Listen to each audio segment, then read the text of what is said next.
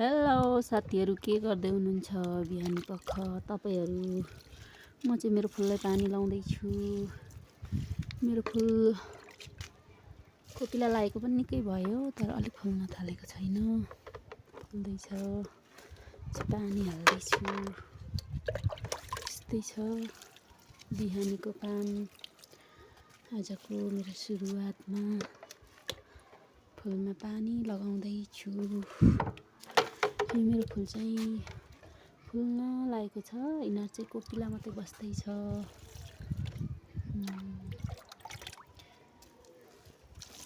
मेरो क्रेसुल्लाको बोट कतै कतै फुल पनि पारे जस्तो देख्छु।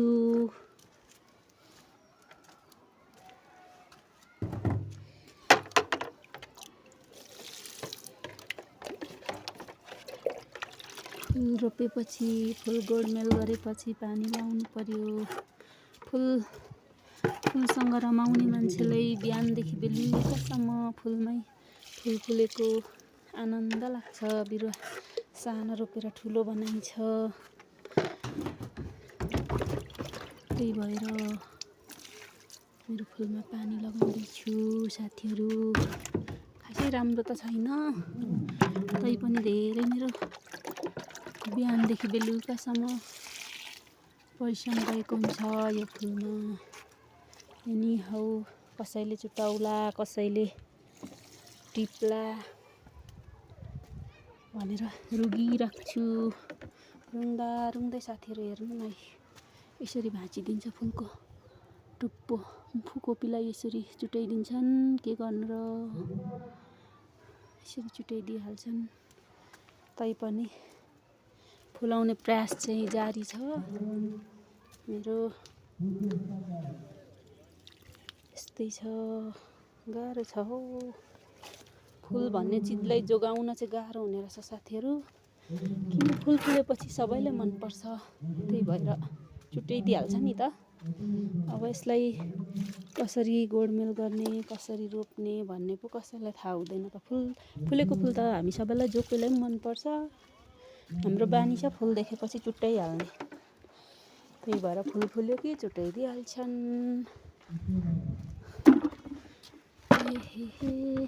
मेरो नर्सरीहरू चाहिँ तल छ। नर्सरी चाहिँ तल राख्छु।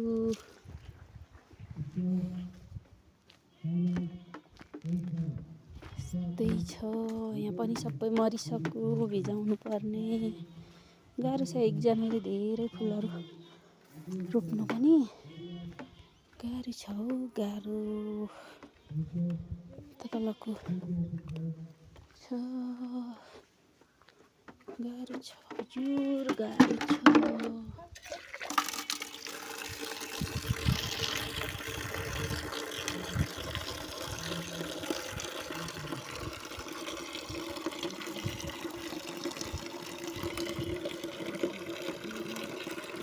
भाडामा पानी थापेर लानु पर्यो।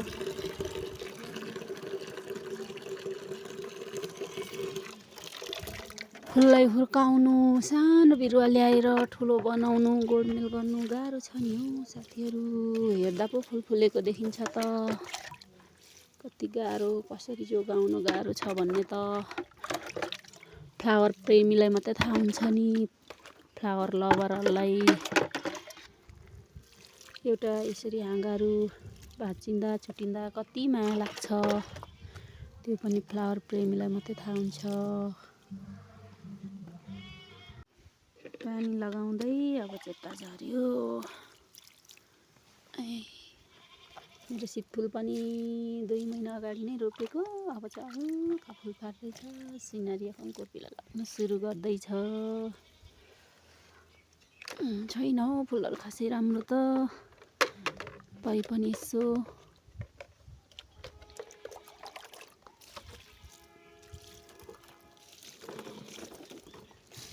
मलाई फुल साह्रै मनपर्छ क्या। फुल चाहिँ मलाई साह्रै मनपर्छ। म जसको घरमा पुगेछु भने पनि मलाई त्यो घर, त्यो त्यो घरको डेकोरेसनहरू भन्दा पनि मलाई चाहिँ उसको गमलामा भएको फुलमा आँखा पुग्छ। के हो साथीहरू, मलाई त लास्टै फुल चाहिँ मनपर्छ। त्यही भएर रोप्ने प्रयास चाहिँ जारी छ। तर गाह्रो छ हौ, स्याहार सुसार गर्नलाई चाहिँ धेरै गाह्रो छ। मसिनो बिरुवाहरू यसरी ल्याएर हुर्काउनुपर्छ, कति गाह्रो हुन्छ। यसरी यस्तो बिरुवा रोप्नुपर्छ अनि ठुलो बनाएर फुलाउनुपर्छ। गाह्रो छ नि साथीहरू। त्यो सानो सानो बिरुवा ल्याएर यसरी हुर्काउनुपर्छ अनि यसरी ठुलो बनाएर फुलाउनुपर्छ। गाह्रो छ नि साथीहरू, गाह्रो गाह्रो गाह्रो छ है, गाह्रो छ।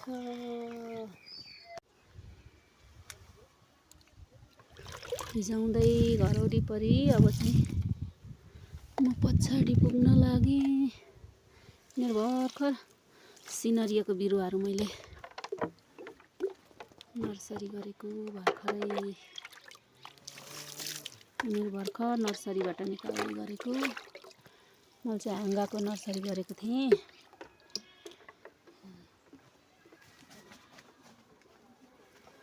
हाँगाको नर्सरी गरेको थिएँ। म यसरी नर्सरी गर्ने गर्छु। हाँगाहरू यसरी टक्क कटिङ गरेर नर्सरी गर्ने गर्छु। अनि यो के प्लान्ट हो हजुरहरूले थाहा होला।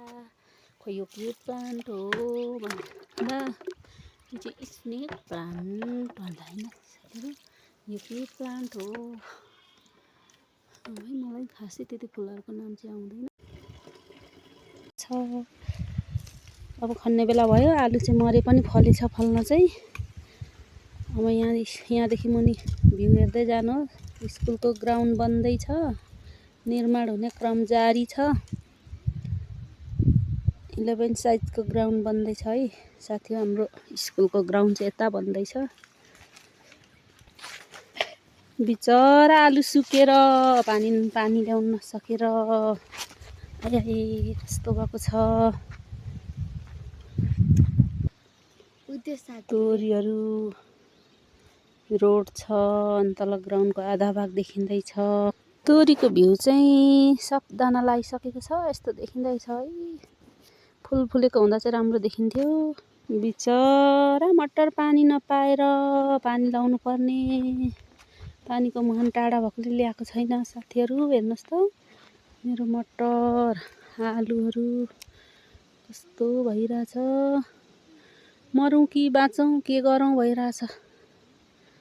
हाम्रो स्कुलको ग्राउन्ड निर्माण जारी छ। घाम पनि पस्ने बेला भइसक्यो। घाम पनि रातो देखिन्छ। अब म घाँस झारेर लानुपर्ने छ। सुन्नुहोस् न, अब यो रुखमा माथि चढेर घाँस झार्नु छ है साथीहरू।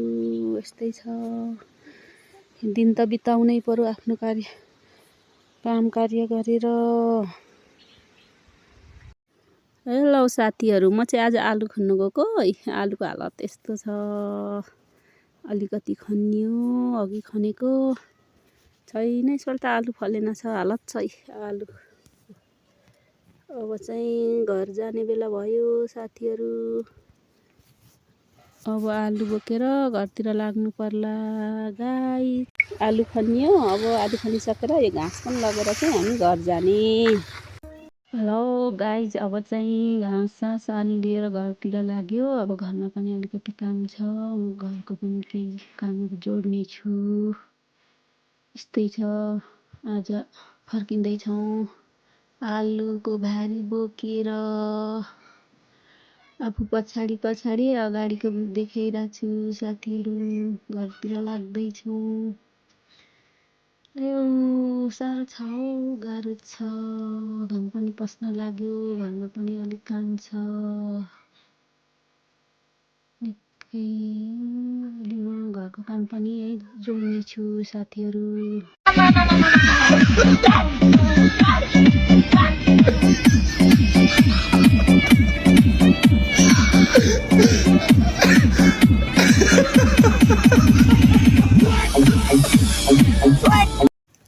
साथीहरू अब चाहिँ म रक्सी बसाउने। रक्सीलाई कसरी पारिन्छ भन्ने कुरा म जानकारी यो भिडियो मार्फत दिन्छु है। कतिलाई त थाहा छ होला रक्सी के हो र कसरी बनाइन्छ भन्ने कुरा, तर कतिलाई थाहा छैन होला। नजान्ने साथीहरूको लागि म भन्दैछु है। अब भित्र जाँदैछु। ल है साथीहरू, जाँड आइसक्यो। अब यो भाँडामा लगाउनु पर्छ। जाँड चाहिँ भाँडामा लगाइसकेँ। अब अरू सामानहरू म जोड्दै जान्छु, देखाउँदै जान्छु हजुरहरूलाई। अब म साथीहरू अब चाहिँ भाँडा मिलाइसकेँ। अब यहाँ पानी उगायो फाल्यो गरेर रक्सी बन्छ। यसपछि चाहिँ मेरो छोरीले यहाँ चटपटे खाजा ल्याइदिएको रहेछ। अब म खान्छु।